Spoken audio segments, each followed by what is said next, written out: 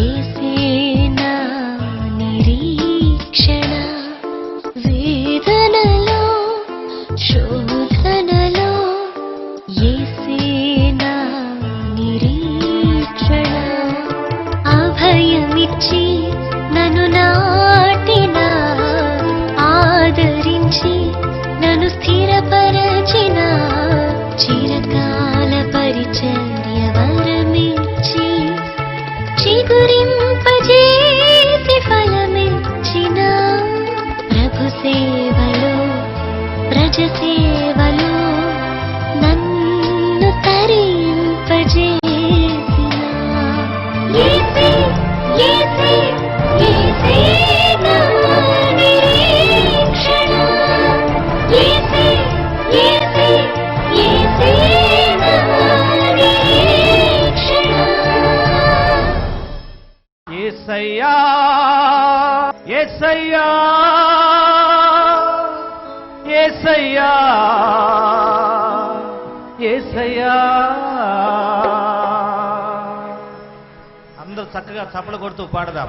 నిన్నే నిన్నే నే కొలుతునయ్యా నీవే నీవే నా రాజువై. అందరూ పాడదాం. నిన్నే నిన్నే నే కొలుతునయ్యా నీవే నీవే నా రాజువయ్యా. యేసయ్యా యేసయ్యా యేసయ్యా యేసయ్యా యేసయ్యా యేసయ్యా యేసయ్యా యేసయ్యా యేసయ్యా యేసయ్యా యేసయ్యా నిన్నే నిన్నే నే కొలుతునయ్యా నీవే నీవే నా రాజువయ్యా. నిన్నే నిన్నే నే కొలుతునయ్యా నీవే నీవే నా రాజువయ్యా. యేసయ్యా యేసయ్యా యేసయ్యా. అందరూ చప్పలు కొడుతూ హృదయపూర్వకంగా దేవాతి దేవుని ఆరాధన చేద్దాం. Lord, we praise you. Lord, we worship you. Lord, we honor you. Oh, we praise you, Lord. Hallelujah. చప్పలు కొడదాం అందరూ కూడా.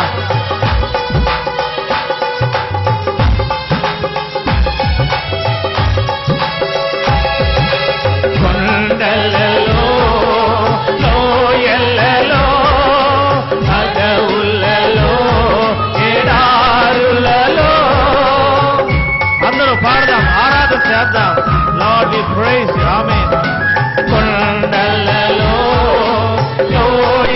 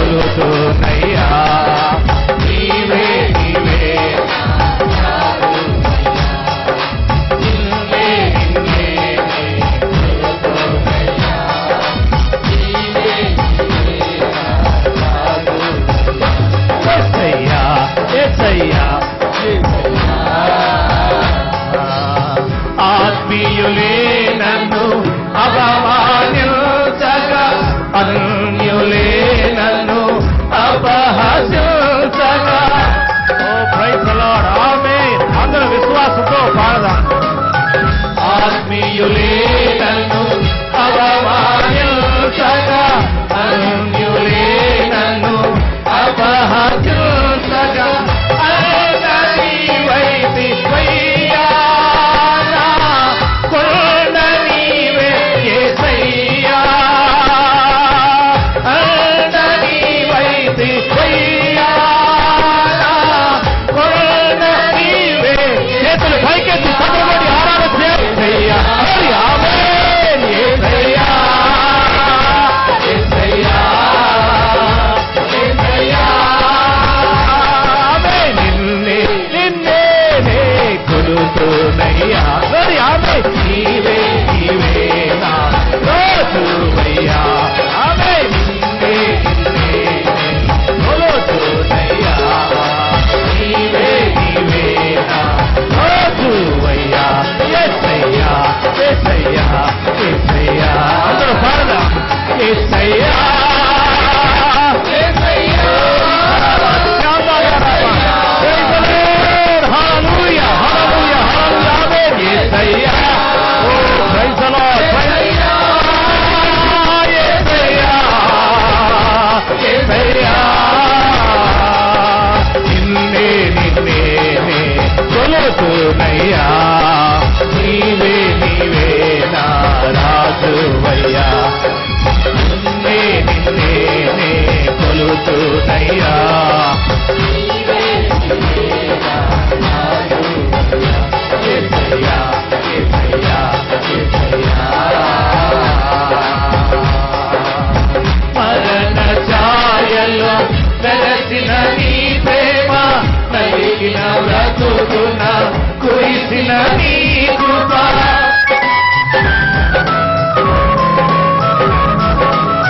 మరణ ఛాయలో వెలసిన నీ ప్రేమ, నలిగిన బ్రతుకున కురిసిన నీ కృప, నన్ను బలపరచెయ్యా. నిన్నే బలపరచునయ్యా. అందరూ పాడదాం, అందరూ. నన్ను బలపరచెనయ్యా. ఆమేన్ నిన్నే బలపరచునయ్యా. యేసయ్యా. ఓరి సభలో పాడదాం. చేతులు పైకెత్తి పైకెత్తి. ఆమేన్ యేసయ్యా. ఓ ఆమేన్ యేసయ్యా.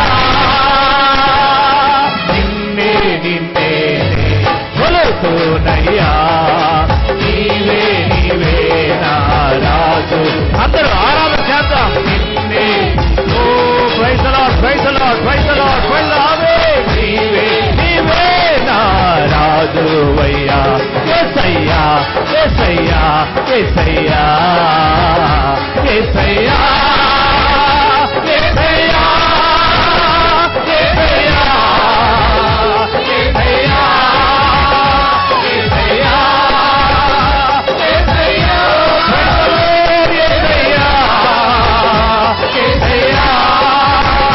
యేసయ్యా, యేసయ్యా, యేసయ్యా, యేసయ్యా, యేసయ్యా, యేసయ్యా, యేసయ్యా, యేసయ్యా, యేసయ్యా. నిన్నే నిన్నే నే కొలుతున్నయ్యా. నీవే నీవే నా రాజు.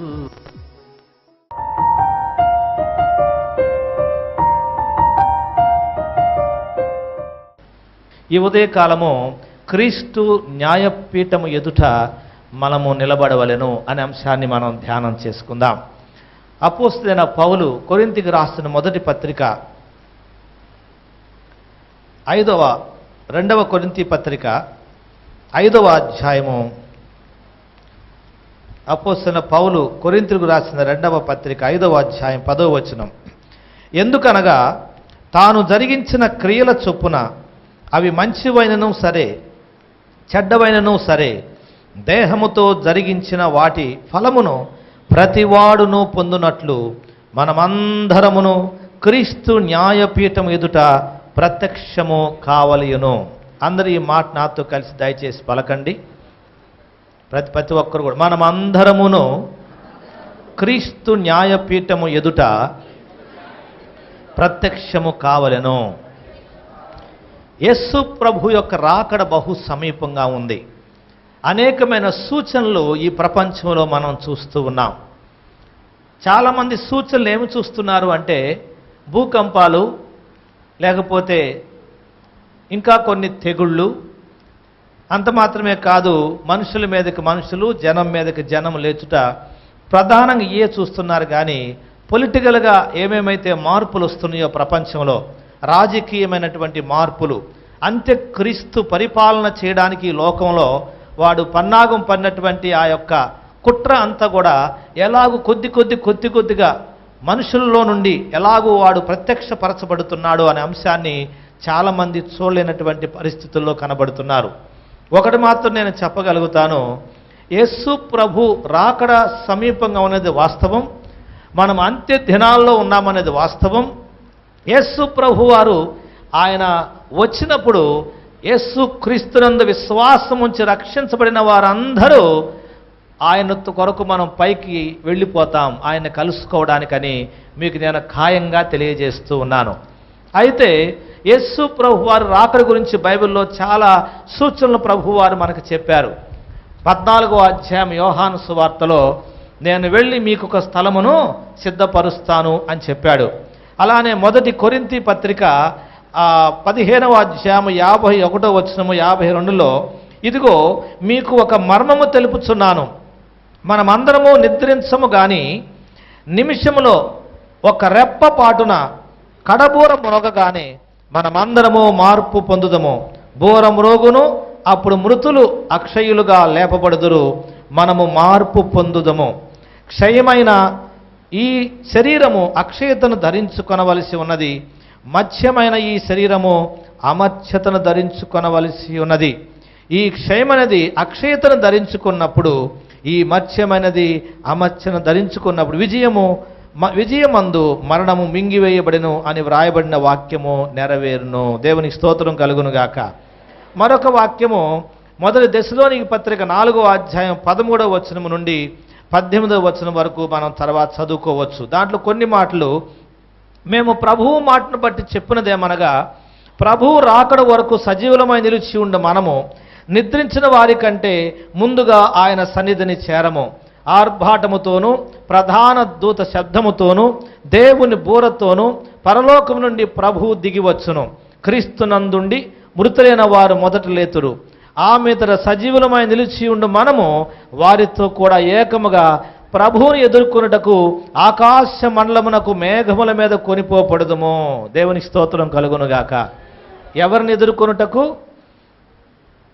ప్రభువుని ఎదుర్కొనుటకు. యేసు క్రీస్తునందుండి చనిపోయిన వారందరూ ఆయన రాకడ వచ్చినప్పుడు మొదట లెగుస్తారు, వాళ్ళు ముందు వెళ్ళిపోతారు. ఆ తర్వాత సజీవులమై నిలిచుండి మనం ఆకాశం మండలముల మీదకు కొనిపోబడతాము. మనం పైకి వెళ్ళేటప్పుడు కొత్త డ్రెస్ వస్తుంది మనకి. ఈ కోటు, ఈ దేహం ఉండదు. కొత్త డ్రెస్ దేవుడు, ఏ దేహం అంటారు అది?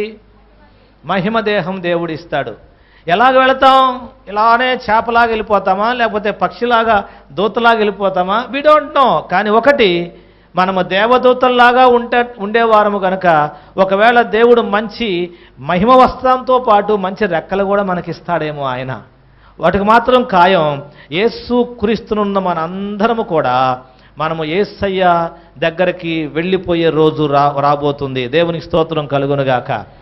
ఇంతకీ వెళ్ళి ఏం చేస్తాం అక్కడ? అది పెద్ద ప్రశ్న. జవాబు చాలా పెద్దదే, కానీ క్లుప్తంగా ఈరోజు కొన్ని విషయాలు మనం నేర్చుకునేటువంటి వారుగా ఉందాం. మనం యేసయ్యని కలుసుకోవాలి. ఇక్కడ అంటాడు పౌలు, మనమందరము క్రీస్తు న్యాయపీఠము ఎదుట నిలవబడెదము అంటాడు. అంటే ధవళ సింహాసనం ఎదుట మనందరము కూడా నిలవబడవలసినటువంటి వారమై ఉన్నాము. ఆయన కలుసుకోవడానికి, ఆయన ఎదుట నిలబడడానికి ఇప్పుడు సంఘం ఏం చేయాలంటే సిద్ధపడేటువంటి వారుగా ఉండాలి. ఇది ఏమి రోజులయ్యా దేవుని సంఘానికి అంటే సిద్ధపడేటువంటి రోజులు. దేవునికి స్తోత్రం కలుగునుగాక. మా చిన్నప్పటి నుంచి పాటలు పాడుతున్నారు. సిద్ధపడుమా ఓ సంగమా సిద్ధపడుమా, ఓ సంగమా యేసు వచ్చు వేళాయే వేచియుండుమా, క్రీస్తు వచ్చు వేళాయే కాచియుండుమా. బండ సందున పావురమా, పేటు బీటుల పావురమా, యేసు వచ్చు వేళాయే వేచియుండుమా. అంటే యేసయ్య రాకడ గురించి ఎప్పటి నుంచో పాటలు పాడుతూనే ఉన్నాం. అంటే వేచి ఉండుమా, కాచి ఉండుమా అంటే అర్థం ఏమిటంటే సిద్ధపడుతూ ఉండుము అని అర్థం. దేవుని స్తోత్రం కలుగునుగాక. ఈ యొక్క తీర్పులో యేసు ప్రభు రాకడ వచ్చినప్పుడు మనందరం కొనిపోబడతాం. ఈ తీర్పులో ఎవరెవరు పాల్గొంటారు, ఈ న్యాయపీఠము ఎదుట ఎవరెవరు నిలబడతారు, ఎవరెవరు పాల్గొంటారు అంటే ప్రకటన గ్రంథము 20వ అధ్యాయము 11వ వచనం నుండి మనం చదువుకుంటూ పోయినట్లయితే, 11 నుంచి మనం చదువుకుంటూ పోయినట్లయితే 12వ వచనం నుంచి నేను చదువుతాను. మీరు తర్వాత 11 నుంచి యాక్చువల్గా అయితే ఎక్కువ వచనాలు ఒక్కసారి చదువుదాం. మరియు ధవళమైన మహాసింహాసనమును దాని యందు ఆశీనుడయున్న ఒకదిని చూచితిని. భూమి ఆకాశములు ఆయన సముఖము నుండి పారిపోయెను, వాటికి నిలువ చోటు కనబడకపోయెను. మరియు గొప్పవారేమి, చూడండి ఎవరెవరు ఉంటారో, మరియు గొప్పవారేమి కొద్దివారేమి మృతులైన వారందరూ ఆ సింహాసనం ఎదుట నిలవబడి ఉండుట చూచితిని. అప్పుడు గ్రంథములు విప్పబడెను, మరియు జీవ గ్రంథమును వేరొక గ్రంథము విప్పబడెను. ఆ గ్రంథముల యందు వ్రాయబడి ఉన్న వాటిని బట్టి తమ క్రియల చొప్పున మృతులు తీర్పు పొందిరి. సముద్రము తనలో ఉన్న మృతులను అప్పగించెను, మరణమును పాతాళ లోకమును వాటి వశ్యముననున్న మృతులను అప్పగించెను. వాటిలో ప్రతివాడు తన క్రియల చొప్పున తీర్పు పొందెను. మరణమును మృతుల లోకమును అగ్నిగుండములో పడవేయబడిను. ఈ అగ్నిగుండము రెండవ మరణము. ఎవని పేరైనను జీవ గ్రంథమందు వ్రాయబడినట్లు కనబడని ఎడల వాడు అగ్నిగుండములో పడవేయబడెను. దేవుని స్తోత్రం కలుగునుగాక. ఎవరెవరు పాల్గొంటారు అంటే గొప్పవారేమే కానీ, కొద్దివారే కానీ, పిల్లలే కానీ, స్త్రీలే కానీ, పురుషులే కానీ అందరూ కూడా క్రీస్తు న్యాయపీఠం ఎదుట నిలబడేటువంటి రోజు ఒకటి వస్తుంది.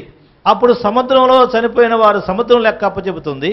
మృతులు ఎక్కడెక్కడ చనిపోయారో మృతులందరినీ కూడా అక్కడ ప్రతి ఒక్కరు కూడా దేవుని దగ్గర నిలబడాల్సిన రోజు ఒకటి మనకు వస్తుందని మీకు తెలియజేస్తున్నాను. అంటే విశ్వంలో ఉన్నటువంటి మనుషులందరూ కూడా అక్కడ నిలబడాల్సిందే. ఈ విశ్వంలో ఉన్న ప్రతి మనిషి, చిన్న పెద్ద ప్రతి ఒక్కరూ ఆయన న్యాయపీఠం ఎదుట నిలబడవలసి వస్తుంది. అందుకనే మత్తయి సువార్త 12వ అధ్యాయం 36వ వచనంలో అంటాడు, మనుషులు పలుకు వ్యర్థమైన ప్రతి మాటను గూర్చియు విమర్శ దినమున లెక్క ఒప్ప చెప్పవలసి ఉండును.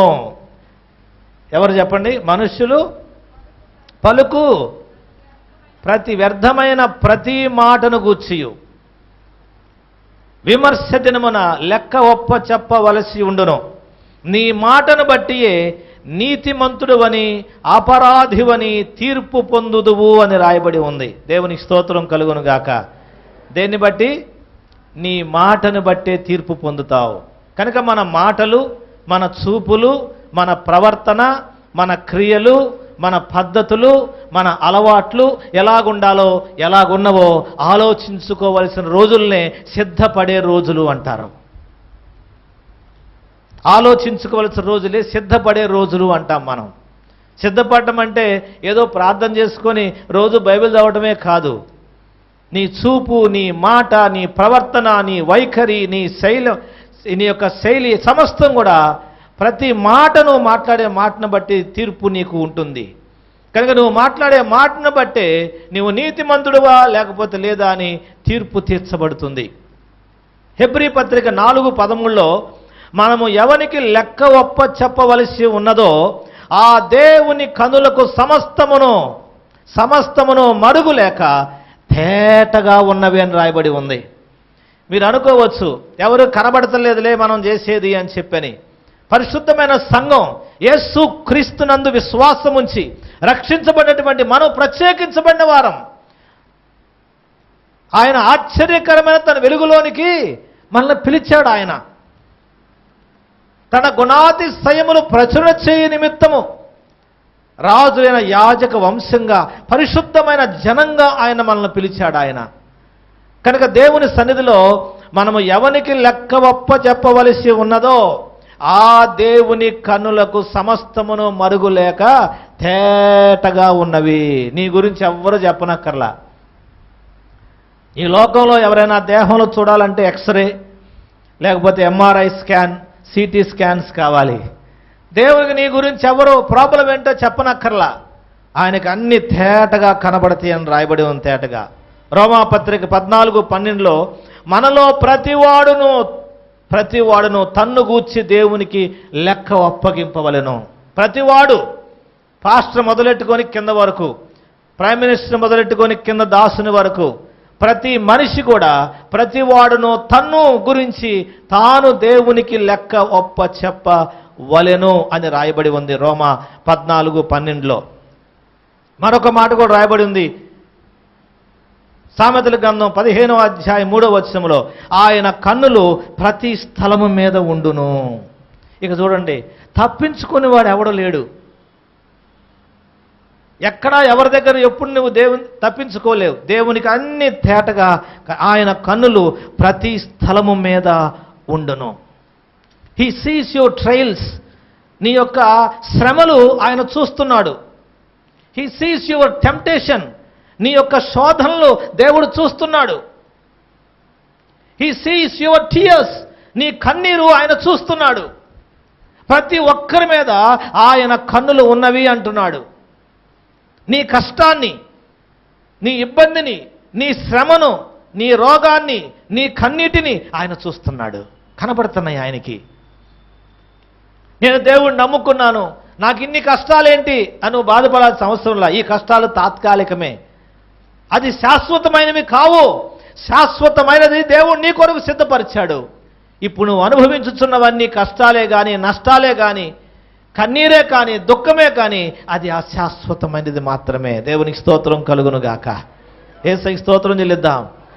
మన కన్నీరు ఆయన కవిలలో దాచి ఉంచెను అని 56వ కీర్తన 8వ వచనంలో రాశాడు ఆయన. నువ్వు రాత్రులు కారుస్తున్నావో కన్నీరు, పగలు కారుస్తున్నావో, ఎందువల్ల కన్నీరు కారుస్తున్నావో ఆయనకు తెలుసు. నా కన్నీళ్ళు నీ బుడ్డిలో ఉంచి ఉన్నవి, అవి కవిలలో కనబడును కదా, దాచి ఉంచాడు ఆయన. దేవునికి స్తోత్రం కలుగును గాక. యేసయ్యకి స్తోత్రం చెల్లిద్దామా. నీ ప్రతి కష్టాన్ని చూస్తున్నాడు, కనబడుతుంది ఆయనకి ప్రతి కష్టం. సాక్ష్యం చెప్పడానికి నిలబడితే కన్నీళ్ళు గారిపోతుంటాయి చాలామందికి. ఆ కష్టాలు వెళ్ళలేం. కొన్నిసార్లు మాకు ప్రార్థన అవసరతలు ఫోన్లో చెప్తుంటారు, ఎన్ని కష్టాలు, ఎన్ని ఇబ్బందులు, ఒక ఇబ్బంది వెనకాల మరొక ఇబ్బంది. శిష్యులు పడవ మీద ప్రయాణం చేస్తున్నప్పుడు మార్కు సువార్త 6:48 రాయబడి ఉంది, వారు మిక్కిలి కష్టపడుచు ఆ యొక్క పడవను ముందుకు తీసుకువెళ్తున్నారు. మిక్కిలి కష్టపడుచు ఉండగా ఆయన వారిని చూచి, ఆయన కన్నులు ప్రతి ఒక్కరిని చూస్తున్నాయని మీకు నేను తెలియజేస్తూ ఉన్నాను. దేవునికి స్తోత్రము కలుగును గాక. హల్లెలూయా. ఆయన కన్నులు ప్రతి స్థలము మీద ఉండును అని క్లియర్గా రాయబడి ఉంది. దేవునికి మహిమ కలుగును గాక. బైబిల్లో యోసేపు ఆయన ఎన్ని కష్టాలు పడ్డాడో మనకు బైబిల్లో తెలుసు. అన్నల ద్వారా కష్టాలు, కొనుక్కున్న వారి ద్వారా కష్టాలు, అలానే అతనికి ఉన్నటువంటి పదవిలో కష్టాలు. అన్నిటికంటే పెద్ద కష్టం ఈ లస్ట్, అంటే ఈ యొక్క శరీర ఇచ్ఛ. ఆయన పనేదో ఆయన చేసుకుంటూ పోతుంటే ఏంటి, ఆయన మోహించేటువంటి వారు మరికొందరు. ఎన్ని రకాల ఇబ్బందుల్లో ఉన్నాడో, కానీ ప్రతి సమయంలో దేవుడు ఆయన చూచాడు. చేయని దానికి ఆయన చెరసాలు, తప్పు చేయని దానికి ఆయన చెరసాల్లో వేశారు. గొలుసులతో ఆయన చేతులు బంధించి అతని చెరసాల్లో వేశారు. ఏ తప్పు చేయలేదు. మరి దేవుడు ఏం చేస్తున్నాడు, చూస్తున్నాడు. ఆయన కన్నులు వారి మీద ఉన్నవి. చెరసాల్లో ఉన్నప్పుడు చూచాడు, గుంటలో వేసినప్పుడు చూచాడు, అమ్మి వేయబడుచున్నప్పుడు చూచాడు, నిర్లక్ష్యం చేసినప్పుడు చూచాడు, నిందల పాలైనప్పుడు దేవుడు చూచాడు. ప్రతి నిమిషం ఆయన కన్నులు మన మీద ఉన్నవి. మరి ఏం చేశాడు? ఆకలో సాక్ష్యం చెప్తాడు యోసేపు, మీరందరూ నా పట్ల ఎంత కీడు చేసినా దేవుడు దాన్ని మేలుగా నాకు చేశాడు. దేవునికి స్తోత్రం కలుగును గాక. హల్లెలూయా. దేవునికి స్తోత్రం కలుగును గాక. మీరందరూ ఇంటివారు, బయటవారు, లోపల వారు, నమ్మిన వారు, నమ్మని వారు, స్నేహితులు అనుకున్నవారు, నటించేవారు అందరూ నాకు మోసం చేసినప్పటికీ, కీడు చేసినప్పటికీ దేవుడు నాకు దాన్ని మేలుగా చేశాడు. That is our God. మన దేవుని యొక్క చిత్తం అలా ఉంటుంది మన పట్ల. ప్రతి స్థలం మీద, ప్రతి ఒక్కరి మీద ఆయన కన్నులు ఉంటాయి. దేవునికి మహిమ కలుగును గాక. రూతు ఒక అన్యురాలు, శాపగ్రస్తమైనటువంటి దేశస్థురాలు. కానీ నయోమిని నమ్ముకొని రాలా ఆమె. నయోమి నమ్మిన దేవుని నమ్ముకొని వచ్చింది ఆమె తిరిగి. దేవునికి స్తోత్రం కలుగును గాక. హల్లెలూయా. మనుషులను నమ్ముకుంట కంటే యెహోవాను ఆశ్రయించుట మేలో. అత్త, మామ, లేకపోతే ఇంకా ఆంటీ, అంకుల్, తల్లి, తండ్రి, అన్న, తమ్ముడు, భర్త, భార్య, పిల్లలు, నో. ఈ లోకములో అందరూ మనుషులే. అందరూ మనకు దుఃఖాన్ని కలిగించేవారే. నయోమిని నమ్ముకొని ఆమె రాలా. నయోమి దేవుడైన యెహోవాను నమ్ముకొని వచ్చింది.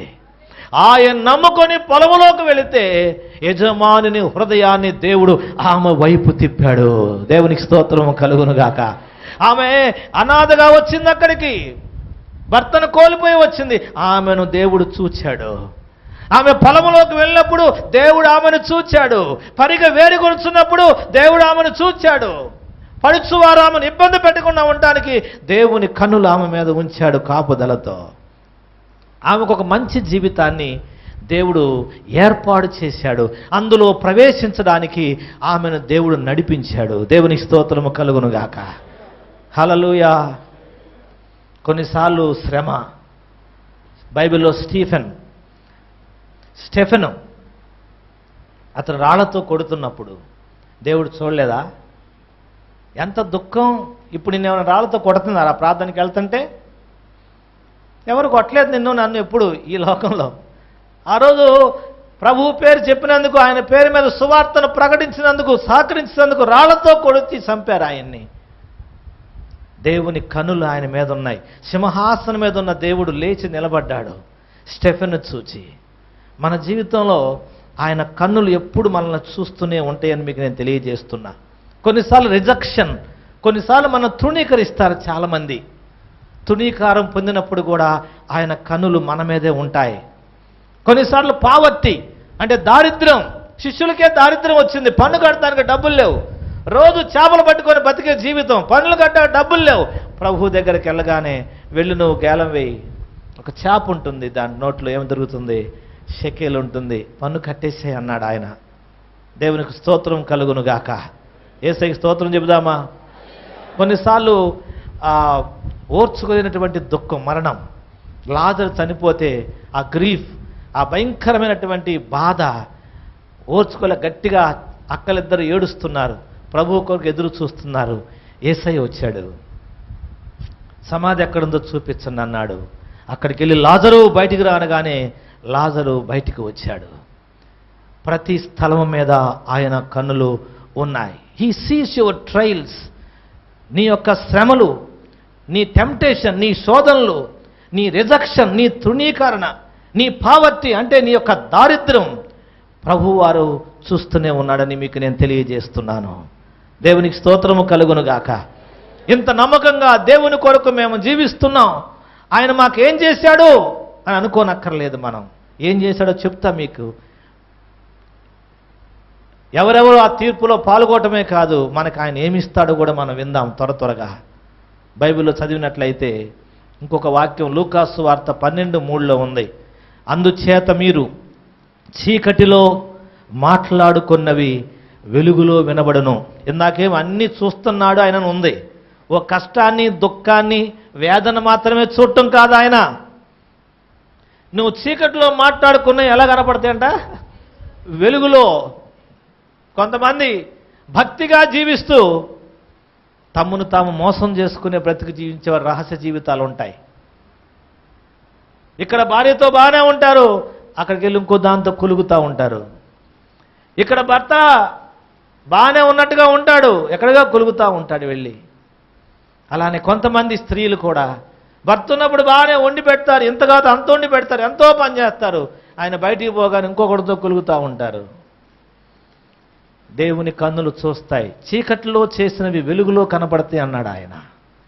దావీదు, నన్ను ఎవరు చూడలేదు, నేను రాజుని, నేనేం చేసినా చెల్లుతుంది అని అనుకున్నాడు. ఒక పేదవాని, ఒక సైనికుని భార్య మీద కన్ను వేసి అతన్ని చంపించి ఆమెతో మోహించి ఆమెను పాడు చేశాడు. కానీ దేవుడు చూచాడు, చూచి నాతాను పంపించాడు, పో దావీదు దగ్గరికి వెళ్ళి చెప్పు, నువ్వు చీకటిలో చేశావు ఈ పాపం, నువ్వు తప్పు చేశావు, నువ్వు పాపం చేశావు. తెలియదు అనుకుంటున్నావా? ఎవరికి తెలియదు అనుకుంటున్నావా? పట్ట పగలే నీవు రాత్రిపూట ఈ స్త్రీని నువ్వు పాడు చేస్తే పగలు నీ ఇంటిని, నీ భార్యలను నేను అవమానానికి అప్పగిస్తానన్నాడు దేవుడు. పట్ట పగలే తీర్పు తప్పకుండా ఉంటుంది ప్రతి ఒక్కరికి కూడా. కనుక దేవుని బిడ్డలమైన మనం సిద్ధపడి పరిశుద్ధతను కాపాడుకునేటువంటి వారంగా ఉండాలని దేవుడు మనల్ని కోరుతూ ఉన్నాడు. కనుక దేవుని బిడ్డలారా, ఈ తీర్పులో రక్షించబడినటువంటి మనం దేవుని దగ్గర మనకేం దొరుకుతుంది అని నేను చెప్పి ముగిచ్చేస్తాను. మనం సిద్ధపడాలి, పరిశుద్ధతను కాపాడుకోవాలి. రక్షించబడిన మన పక్షంగా ఎన్ని దుఃఖాలు, ఎన్ని దారిద్ర్యాలు, ఎన్ని ఇబ్బందులు వచ్చినా మనము దేవుని కొరకు కనిపెట్టి సహనంతో ఉన్నట్లయితే దేవుడు మనకేమిస్తాడు అని మనం తెలుసుకుంటే, రక్షించబడిన వారికి ఆ తీర్పు స్థానంలోకి వెళ్ళినప్పుడు వాళ్ళకి శిక్ష ఉండదు. ఏముంటుందో మనం చూద్దాం. 5 విషయాలు మనం మొదటి కొరింథీ పత్రిక 9వ అధ్యాయము 25వ వచనం మనం చదివినట్లయితే, మొదటి కొరింథీ పత్రిక 9వ అధ్యాయము 25వ వచనము. మరియు పందెమందు పోరాడు ప్రతివాడు అన్ని విషయములయందు మితముగా ఉండును, వాడు క్షయమగు కిరీటమును పొందుటకును, మనమైతే అక్షయమగు కిరీటమును పొందుటకు మితముగా ఉన్నాము. దేవునికి స్తోత్రం కలుగునుగాక. యేసయ్యకి స్తోత్రం చెబుదాం. రక్షించబడిన మనకు దేవుడు మనకేమి ఇవ్వబోతున్నాడు తీర్పు స్థానములకు అన్నట్లయితే, ఆయన మనకు మొట్టమొదటిగా అక్షయ కిరీటాన్ని ఇవ్వబోతున్నాడు. చప్పలు కూడా దేవునికి స్తోత్రం చెల్లిద్దాం. మన కిరీటాలు సిద్ధం చేశాడు ఆయన, బహుమానాలు. అయితే ఆ బహుమానం, ఆ కిరీటం పొందుకోవడానికి ఇక్కడ అంటాడు, పరుగు పందెములో మనం పరిగెత్తాలి అంటాడు. పరుగు పందెములో పరిగెత్తే వాళ్ళు ఎప్పుడు కూడా మితముగా ఉండాలి. రీడర్స్ డైజెస్ట్ అనే బుక్ ఒకటి ఉంది, అది వరల్డ్ ఫేమస్ బుక్. అది కొన్ని లక్షల మంది దాన్ని చదువుతూ ఉంటారు. ఆ బుక్లో ఒలింపిక్స్లో పాల్గొనేటువంటి ఛాంపియన్స్ ఉంటారు కదా, పరుగు పందెంలో గెలుపొందిన ఛాంపియన్స్, వాళ్ళు పరుగు పందెం పరిగెత్తడానికి ఎలా సిద్ధపడతారు, వాళ్ళకున్నటువంటి గుణగణాలు ఎలాగుంటాయి, వాళ్ళ యొక్క తలంపులు ఎలాగుంటాయి, గెలవాలి అని పరిగెత్తేవాడు అంటే 7 విషయాలు రాశారు దాంట్లో. 1, నేను పరుగు పందెంలో గెలవాలి అనేటువంటి ఆ ఛాంపియన్స్కి ఏముంటుందంటే మనసులో ఒక కళ, ఒక డ్రీమ్ ఉంటుంది. వాళ్ళకి ఒక కళ ఉంటుంది, నా కళ నెరవేరాలి అని. ఈరోజు పరుగు పందెంలో మనం కూడా గెలవాలి. ప్రభువు మన ముందుంచిన పరుగు పందెంలో ఓపికతో పరిగెత్తున్నాం ఆయనతో కలిసి మనం. అందుకని మనకు కూడా ఏముండాలి, ఆత్మీయమైన ఒక దర్శనము కలవారుగా ఉండాలి. మనం ఏదో గురి తెలియని వాని వలె పరిగెత్తకూడదు. ఇప్పుడు ఆదివారం ప్రార్థనకి ఎందుకు వెళ్ళావయ్యా అంటే, ఏమో వెళ్ళొచ్చానని కుదిరిద్దా? నువ్వు ఎందుకు వెళ్తున్నావో నీకు తెలియాలి, ఎందుకు రక్షించబడ్డావో నీకు తెలియాలి, సువార్త ఎందుకు ప్రకటిస్తున్నావో నీకు తెలియాలి, దేవుని ఎందుకు ఆరాధిస్తున్నావో నీకు తెలియాలి. You need to have vision. నీకు ఒక దర్శనం ఉండాలి. పరుగు పందెములో ఛాంపియన్స్కి ఒక కళ ఉంటుంది నెరవేరాలి, మనకు కూడా ఒక దర్శనం ఉండాలి. 2, వారిలో ఒక ఫైర్ ఉంటుంది, ఒక మంట. ఆత్మీయ జీవితంలో మనకు కూడా పరిశుద్ధాత్మ యొక్క అగ్ని మంట మనలో ఉండాలి. ప్రభువా, నీ మంట చేత నన్ను మండించు, నేను మండడానికి అని చెప్పని ఒక మంట మనలో ఉండాలి. 3వది, ఎన్ని కష్టాలు వచ్చినా, ఛాంపియన్స్కి ఎన్ని కష్టాలు వచ్చినా నేను నిలబడతాను అనేటువంటి ఒక నిశ్చయత ఉంటుంది వాళ్ళకి. అంటే ఒకసారి ఓడిపోయాడు అనుకో, ఇక నిరుత్సాహపడిపోయి నేను పరుగు పందెంలో పాల్గొను అని అనడం. ఎన్నిసార్లు ఓడిపోయినా మళ్ళీ నిలబడతాడు. ఎన్ని నిరుత్సాహాలు వచ్చినా, ఎన్ని ఇబ్బందులు వచ్చినా అతను నిశ్చయం గలవాడుగా ఉంటాడు. మనం కూడా పౌలు చెప్పినట్లు, నేను ఎప్పుడు బలహీనుడనో నేను అప్పుడే బలవంతుడు. ఏదో కొద్దిగా బాధ రాగానే ఒక సబ్జెక్టులో తప్పగానే, మార్కులు రాకపోగానే, పెళ్లి ఆలస్యమైందనో, లేకపోతే ఇంటికి త్వరగా రాలేకపోతున్నారనో, ఇంకేదో జరిగిపోతుందనో నిరుత్సాహపడకూడదు మనం. నేను ఎప్పుడు బలహీనుడనో చెప్పండి, అప్పుడే బలవంతుడని అన్నాడు పౌలు. 4వది, ఈ ఛాంపియన్స్ ఉన్నత లక్ష్యాన్ని కలవారుగా ఉంటారు. ఏ లక్ష్యం అది? ఒక ఉన్నతమైన లక్ష్యం. వాళ్ళ లక్ష్యం అనేది మామూలుగా ఉండదు, ఒక ఉన్నతమైన శ్రేష్టమైందిగా. క్రైస్తవుల మనం పరుగు పందెంలో మనం కూడా ఒక ఉన్నతమైన పిలుపు గలవారమని మనం గుర్తించాలి. మన లక్ష్యం కూడా ఉన్నతమైనది. దేవునికి స్తోత్రం కలుగునుగాక. ఈ చర్చి చిన్న చర్చిగా ఉన్నప్పుడు, 15 మంది, 20 మంది, 25 మందిలో ఉన్నప్పుడు, ఈ చర్చి చిన్న సంఘంగా ఉన్నప్పుడు, నేను పాస్టర్ గారు ఆ కొత్త రోజుల్లో, పాస్టర్ అయిన రోజుల్లో మేము చేసే ప్రార్థన ఏం తెలుసా? ప్రభా, అప్పుడు ఇక్కడ నుంచి ఈ స్ట్రీట్ నుంచి, కాలనీ నుంచి ఒక 10 మంది పెద్దవాళ్ళు వస్తున్నారు అంతే, పిల్లలు 10 మంది వస్తున్నారు. ఈ చిల్లకలు నలుమూలల నుండి నీవు ప్రజలను నడిపించు నీ సన్నిధికని ప్రార్థన చేశాం. తర్వాత ఇంకా ఈ ప్రాంతం అన్ని ఊర్ల నుండి నువ్వు ఈ చర్చికి నీ బిడ్డలు నడిపించని ప్రార్థన చేశాం. అది మాకు ఉన్నతమైన లక్ష్యం. దేవుని స్తోత్రం కలుగునుగాక. ఈ ప్రాంతంలో ప్రతి గ్రామంలో ఉన్న మనుషులు నీ సన్నిధికి రావాలి, అది మా ఉన్నతమైన లక్ష్యంగా పెట్టుకున్నాం. ఎన్నో ఆటంకాలు వచ్చినాయి, ఎన్నో ఇబ్బందులు వచ్చినాయి, కానీ మన లక్ష్యం మామూలుగా ఉండేది కాదు, అది ఉన్నతమైనటువంటి లక్ష్యం. దేవునికి స్తోత్ర. 5వది, ఇబ్బందులు ఎదురైనప్పుడు అధిగమించడానికి వాళ్ళు ప్లాన్ గలవారుగా ఉంటారు. ఇబ్బందులు వస్తాయి, ఇబ్బందులు ఎలా జయించాలని చెప్పిన ఒక ప్లాన్ వాళ్ళకు ఉంటుంది ముందుగానే. ఈ ఇబ్బంది వస్తే నెక్స్ట్ దాంట్లో పాల్గొందాం, ఇక్కడ ఇబ్బంది వస్తే తర్వాత దాంట్లో పాల్గొందామని. అలానే ఆత్మీయ జీవితంలో, మన జీవితంలో కూడా పరిశుద్ధాత్మ యొక్క ప్లాన్లో మనం నడిచేటువంటి వారంగా ఉండాలి. దేవునికి స్తోత్రం కలుగునుగాక. ఈ సంవత్సరం ఇబ్బంది వచ్చింది నీకు, ఈ ఉద్యోగంలో ఇబ్బంది వచ్చింది, నీ కుటుంబంలో ఇబ్బంది వచ్చింది, నీ ఉద్యోగ విషయంలో ఇబ్బంది వచ్చింది, నీ సేవలో ఇబ్బంది వచ్చింది. అయితే నీకు ఒక ప్లాన్ ఉండాలి. మనం నడిపించేవాడు పరిశుద్ధాత్మ దేవుడు. ఆయనకి మనం సరెండర్ అయితే ఆయన ప్లాన్తో మనం నడిపించేటువంటి వాడుగా ఉంటాడు. 6వది, ఎన్నటికీ వదిలిపెట్టరు లక్ష్యాన్ని. వాళ్ళు ఎప్పుడు వదిలిపెట్టరు. మార్గంలో ఎన్ని ఇబ్బందులు రాని ఓపికతో ఉంటారు. మేము స్పోర్ట్స్ చూస్తాం అప్పుడప్పుడు. నేను కొద్దిగా క్రికెట్ ఇంట్రెస్ట్. ఎప్పుడో నేను చూశాను, క్రికెట్ చూస్తూ పోల్ జంపు చూస్తున్నాను. ఆడవాళ్ళు మగవాళ్ళు పోల్ జంపు, పెద్ద పోల్ పెట్టుకొని పరిగెత్తి ఆ పోల్ నుంచి పైకి ఎగిరి దూకాలి. 12 ఫీటు, 13 ఫీటు, 10 ఫీట్ దూకుతూ ఉన్నారు. అలానే టీవీలో చూస్తూ ఉన్నాను ఆ స్పోర్ట్స్ అంతా. వాళ్ళు పరిగెత్తి వచ్చి ఎన్ని సంవత్సరాల పడి సాధన చేశారో, సాధన చేసి ఉన్నవారు అందరూ దూకుతుంటే ఒక అమ్మాయికి ఆ కర్ర పోల్ ఉంది కదా, పెద్ద కర్ర, ఈ సగం ఎలాగా ఇరిగిపోయింది. ఆ కర్ర మామూలుగా అయితే ఇరగదు, ఎప్పుడో ఒకసారి జరుగుతుంది. ఇరిగి అలానే కింద పడిపోయింది. అయితే అఫ్కోర్స్ దెబ్బ తగలేదు, మెత్తని దాని మీద పడింది. చాలా నిరుత్సాహం పొందింది ఆ అమ్మాయి. తర్వాత మళ్ళా చూస్తే నెక్స్ట్ గేమ్లో మళ్ళీ ఉంది ఆమె. ఈ కర్ర ఇరిగిపోయింది, ఇక నేను దీంట్లో పాల్గొన్నాను అని చెప్పని ఏమి లేదు. సంవత్సరం అంతా ప్రాక్టీస్ చేసినా దూక్కుండా కింద పడిపోయిన వాళ్ళు ఉన్నారు అక్కడ. మళ్ళీ తర్వాత చూస్తే 2వ రౌండ్లోకి వచ్చి నిలబడ్డారు, మళ్ళీ 3వ రౌండ్ నిలబడ్డారు. మళ్ళీ గెలిచేది ఒకళ్ళే, పాల్గొనేది 20 మంది. కానీ ఎవ్వరు కూడా వాళ్ళు ఓపికతో గెలవడానికే ప్రయత్నం చేశారు, కానీ ఏమాత్రం నిరుత్సాహం పొందలా. మనం కూడా మన విశ్వాస యాత్రలో ఓపికతో ఉండాలి. ఈరోజు జరగకపోతే దేవుడు రేపు చేస్తాడు. ఈరోజు అవ్వలేదు, ఈరోజు తగ్గలేదు అని నిరుత్సాహంతో నువ్వు కృంగిపోవాల్సిన అవసరం లేదు. మన విశ్వాస విషయంలో మనం ఓపికతో ఉండాలి. చివరిగా వాళ్ళు కొన్నిసార్లు స్పోర్ట్స్ ఛాంపియన్స్ లక్ మీద ఆధారపడతారు. దేని మీద? లక్. ఈసారి వస్తే వచ్చింది తప్పకుండా అనుకుంటారు. లేకపోతే అట్లాగా మనం లక్ మీద ఆధారపడే వాళ్ళం కాదు, దేవుని మీద ఆధారపడే వాళ్ళం. దేవుని స్తోత్రం కలుగునుగాక. హల్లెలూయా.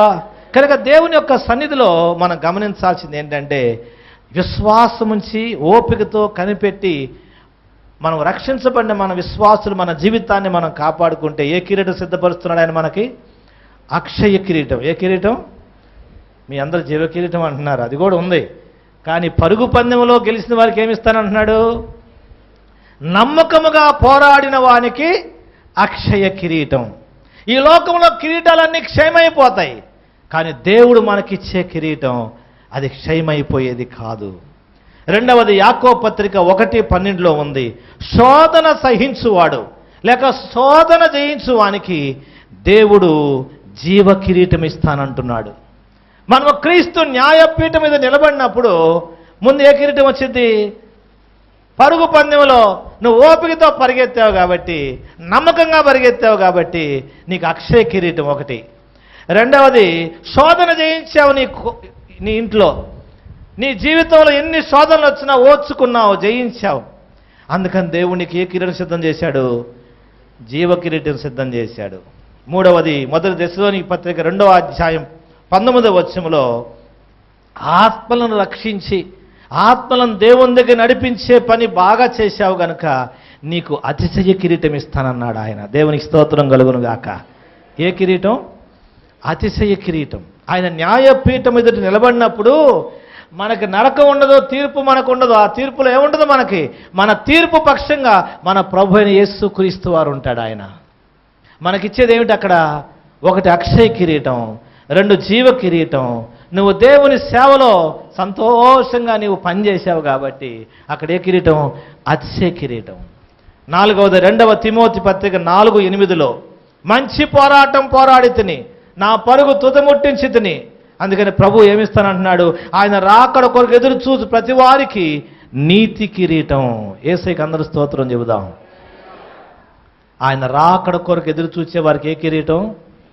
ఎంతమంది ఆయన రాకడ కొరకు ఎదురు చూస్తున్నారు? చేయత్తున చూద్దాం. వావ్, రెడీయే. ఆయన రాకడకు ఎదురు చూసే నీతి కిరీటం దేవుడు సిద్ధపరుస్తున్నాడు. ఐదవది, మొదటి పేతురు 5:4 ఇది సేవకులకి, ఇక్కడ కూర్చున్న అయ్యగారులకి, మాకు పెద్దలకి, నాయకులందరికీ, నమ్మకంగా సేవ చేసిన వారికి ఆయన వాడబారని మహిమ కిరీటం ఇస్తున్నాడు అక్కడ. దేవునికి స్తోత్రం కలుగును గాక. ఏ కిరీటం? క్రీస్తు న్యాయపీఠం ఎదుట మనము నిలవబడవలసి ఉండగా అక్కడ వెళ్ళినటువంటి మనకు 5 కిరీటాలు. ఒకటి, నమ్మకంతో నీవు పోరాడావు గనక అక్షయ కిరీటం. శోధన జయించావు కాబట్టి జీవ కిరీటం. ఆత్మను రక్షించట్లో నువ్వు నడిపింపులో ముందున్నావు కాబట్టి అతిశయ కిరీటం. ఆయన రాకడ కొరకు ఎదురు చూసే స్థితిలో ఉన్నావు కాబట్టి నీతి కిరీటం. నమ్మకంగా దేవుని సేవ చేశావు, చర్చిలో పరిచర్య చేశావు కాబట్టి నీకు వాడబాలని మహిమ కిరీటం. దేవునికి స్తోత్రం కలుగును గాక. యేసయ్యకి స్తోత్రం చెబుదాం. ఈ లోకంలో గెలిచిన ఒక్కడికే ఇస్తారు, కానీ దేవుడు ఆయన పరిచర్యలో పరిగెత్తిన మనందరికీ, పాల్గొన్న మనందరికీ ఆయన కిరీటం ఇవ్వబోతున్నాడు. దేవునికి స్తోత్ర. ఈ లోకములో ఉన్న కిరీటాలకు వాల్యూ ఉండకపోవచ్చు, కానీ యేసు ప్రభు వారు ఇచ్చేటువంటి కిరీటానికి వాల్యూ ఉన్నది. దేవునికి స్తోత్రం కలుగును గాక. ఎవరి వారికి ఇస్తాడా ఆయన? పాస్టర్ గారులకే ఇస్తాడా? కాదు. అంత మాత్రమే. బైబిల్లో ఒక మంచి మాట ఉంది. బహుమానం ఎవరెవరికి ఇస్తాడంటే మార్కు సువార్త, మత్తయి సువార్త అయితే మార్కు 9:41 మీరు క్రీస్తు వారని నా పేరట మీకు గిన్నెడు నీళ్లు త్రాగనిచ్చువాడు తనకు రావాల్సిన ఫలమును పోగొట్టుకోడని మీతో నిశ్చయముగా చెప్పుచున్నాను. ఎవరికంట? మీరు క్రీస్తు పేరట వచ్చిన వారని గిన్నెడు నీళ్లు ఇస్తే చాలట. మీకేముంటుందట? ఫలం. ఒకరోజు మనం క్రూసేడ్ జరుగుతున్నప్పుడు మీటింగ్లకి మన యూత్ వారు పాంప్లెట్స్ అంటించడానికి వేరే గ్రామాలు వెళ్ళారు. పాంప్లెట్స్ పంచి వాల్ పోస్టర్స్ అతికించడానికి. అక్కడ చూచారు వాళ్ళు కొంతమంది దేవుణ్ణి నమ్మిన పిల్లలు. వాళ్ళు మన చర్చి వాళ్ళు ఏం కాదు, వేరే సంఘానికి వెళ్ళేవాళ్ళు, దేవుని పిల్లలు. వాళ్ళు చూసి, అయ్యో దేవుని పిల్లలు చిల్లకల్ల నుండి వచ్చారు, అయ్యా సభల్లో మేము పాల్గొంటూ ఉంటాం, ఎంతో ఆత్మీయంగా జరుగుతుంది, అనేకమైన మేళ్లు పొందుతుంటారు, ఆ సంస్థ ద్వారా చాలా కార్యాలు దేవుడు చేస్తున్నాడు, మీరు రండి అని టిఫిన్ చేసి పెట్టి వాళ్ళకి మంచిళ్ళు ఇచ్చి టీ ఇచ్చి పంపించారు. మేమే అడగలా. అంటే దేవుని నమ్మిన పిల్లలు అక్కడ కనపడగానే నా పేరట క్రీస్తు పేరట వచ్చు, వీనికి గిన్నె నీళ్లు మీరు ఇచ్చారు కదా, మీరు ఫలము పొందకపోరు అనగా యేసు క్రీస్తునందు విశ్వాసం ఉంచి ఆయన పనిలో నువ్వు ఏ సహాయం చేసినా నీవు చేసిన ప్రతి సహాయానికి ఏముంటుంది అక్కడ నీకు ఫలం ఉంటుంది. దేవునికి స్తోత్రం. నువ్వు చేసే ప్రతి క్రియ అయితే ఈ క్రియలకు టెస్ట్ ఉంటుంది. ఏముంటుంది? టెస్ట్ ఉంటుంది. ప్రభువా, నేను మా ఇంటికి పలానా ఐసెక్ వస్తే నేను నీళ్ళే కాదయ్యా, టీ కూడా ఇచ్చానయ్యా. మధ్యాహ్నం పూట వస్తే నేను భోజనం మానేసేసి నా భోజనం ఆయనకి పెట్టానయ్యా. మంచిదే. అవన్నీ నువ్వు దేవుని దగ్గర ఏమి చెప్పనక్కర్లా. ప్రతి నువ్వు చేసిన పని ఉందే, ప్రతి పని టెస్ట్ చేస్తాడు ఆయన. ఆయన టెస్టింగ్ వేరే, స్క్రూ డ్రైవర్తోనో కరెంటుతోనో చెక్ చేయడు ఆయన టెస్టింగ్ వేరే ఉంటుంది. అదేంటంటే చూడండి, 1 కొరింథీ పత్రిక 3వ అధ్యాయం 10వ వచనం నుండి దేవుడు నాకు అనుగ్రహించిన కృప చొప్పున నేను నేర్పరి అయిన శిల్పకారుని వలె పునాది వేసి తిని, మరి ఒకడు దాని మీద కట్టుచున్నాడు. ప్రతివాడు దాని మీద ఎలాగో కట్టుచున్నాడో జాగ్రత్తగా చూసుకొనవలెను. వేయబడినది తప్ప మరి ఒక పునాది ఎవడునూ వేయనేరడు. ఈ పునాది యేసు క్రీస్తే. ఇప్పుడు చూడండి, ఎవడైనను ఈ పునాది మీద బంగారము, వెండి, వెలగల రాళ్ళు, కర్ర, గడ్డి, కొయ్యకాలు మొదలైన వాటితో కట్టిన ఎడల వాని పని కనబడును. ఆ దినమున దానిని తేటపరచును. అది అగ్ని చేత బయలుపరచబడును. మరియు వాని పని ఎట్టిదో దాన్ని అగ్నియే పరీక్షించును. దేవునికి స్తోత్రం కలుగును గాక. పాస్టర్ గారు అన్ని కిరీటాలు ఇస్తానంటున్నాడు మనకి. దేవుడు కిరీటాల మీద కిరీటాలు మనకి ఇస్తానంటున్నాడు. తీసుకుందాం అనుకుంటాం కాదు. దేంతో పరీక్షిస్తాడు? నువ్వు చేసే ప్రతి పని అగ్ని. చక్కగా అక్కడ పెట్టాడు ఏమని వస్తువులు, బంగారు, వెండి, వెలగల రాళ్ళు. ఇంకొకళ్ళు దేంతో? కర్ర, గడ్డి, కొయ్యక. కర్ర అగ్నికి ఆగిద్దా? గడ్డి ఆగిద్దా? కొయ్యకాలు ఆగిద్దా? ఏమైపోతాయి? కాలిపోతాయి. అన్ని పని నిలవదు. కనుక నువ్వు చేసే పని ఈ అంత్య దినాల్లోనైనా యేసు క్రీస్తు కొరకు నమ్మకంగానే ఉండాలి. నువ్వు చేసే ప్రతి పని కూడా దేవుని దగ్గర నమ్మకంగా ఉందా లేదని అగ్ని పరీక్షిస్తుంది. లోతు జీవితం చూడండి. పైనుండి ఏం కురిపించాడు దేవుడు? అగ్ని.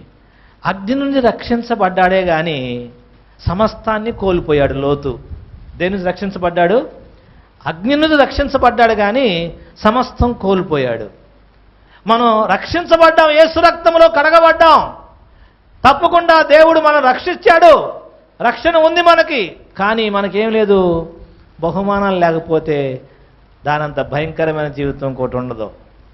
కనుక దేవుని సన్నిధిలో మనము సిద్ధపడాలి.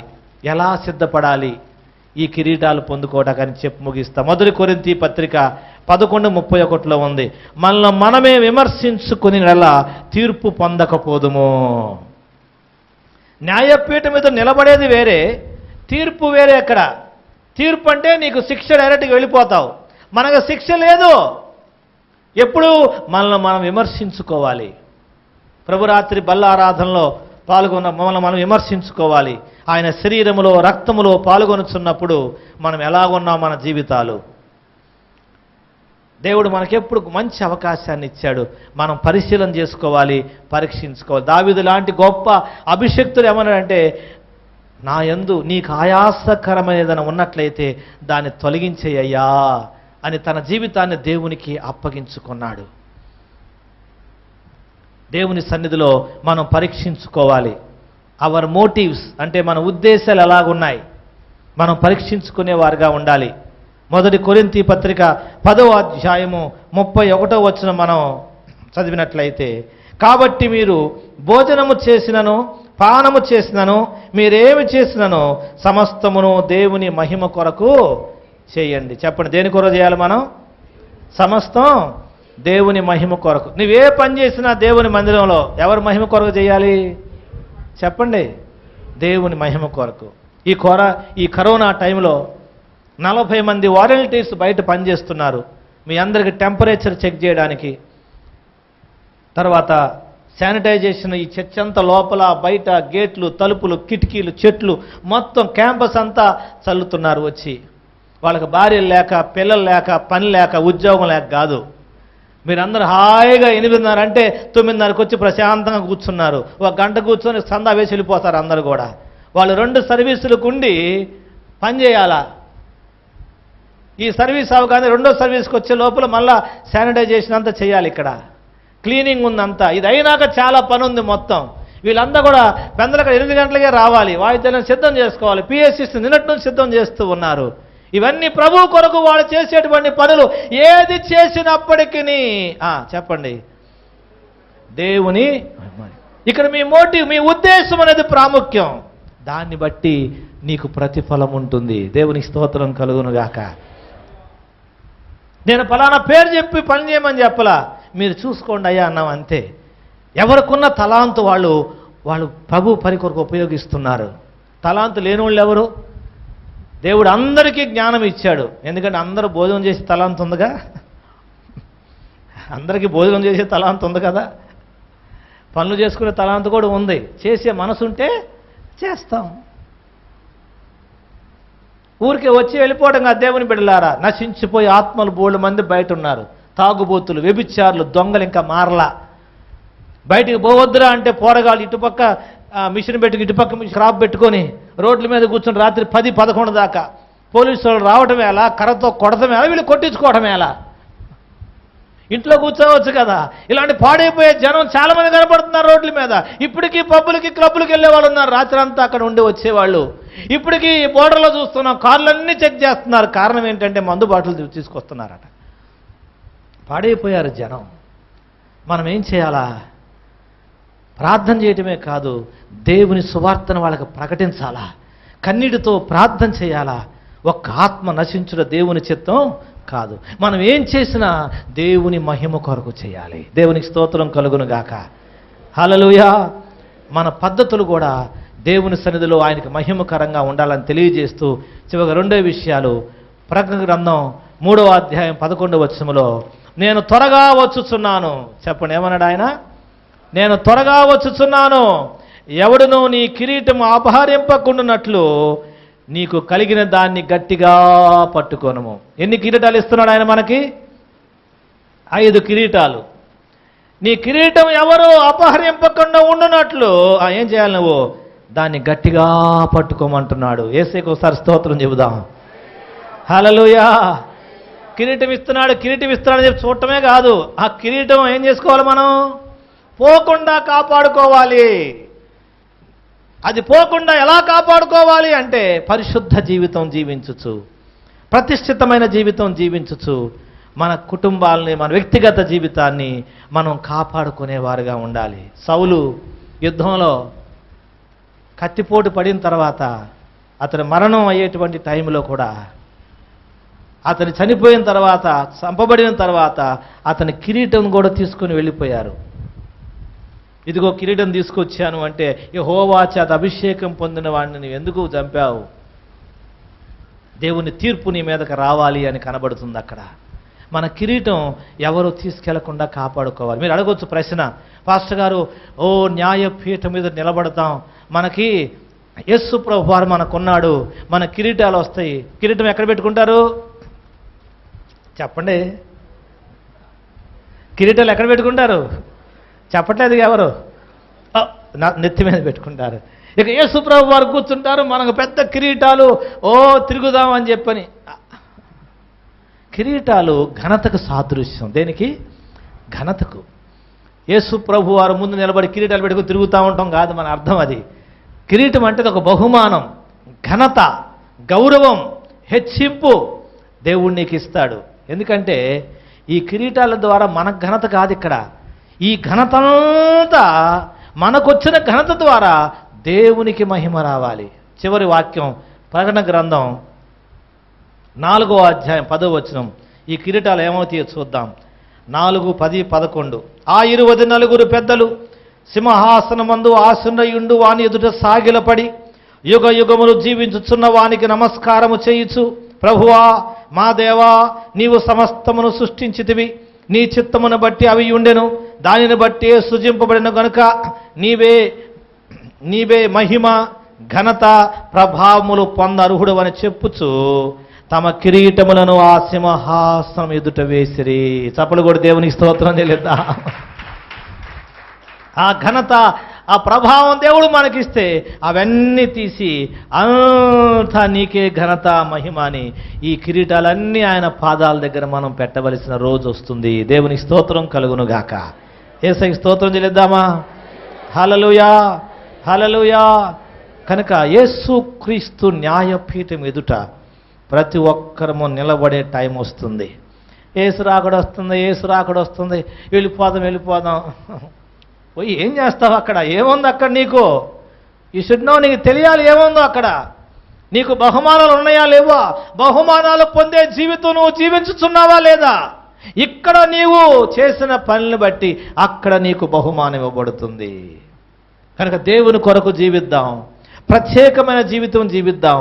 క్రీస్తు న్యాయపీఠము ఎదుట వెళ్ళినప్పుడు ప్రభు అయిన యేసు క్రీస్తు మనపక్షముగా ఉత్తరవాదిగా ఉంటాడు. కనుక ఇక్కడ మనం చేసినటువంటి మంచి క్రియలను బట్టి, జీవించిన మంచి జీవితాన్ని బట్టి, ప్రభువు కొరకు పోరాడిన పోరాటాలను బట్టి, ప్రభువు కొరకు చేసిన పరిచర్ను బట్టి, సమస్తం ఆయన మహిమ కొరకు చేసిన దాన్ని బట్టి నీకు దేవుడు బహుమానాలు, కిరీటాలు ఇస్తాడు.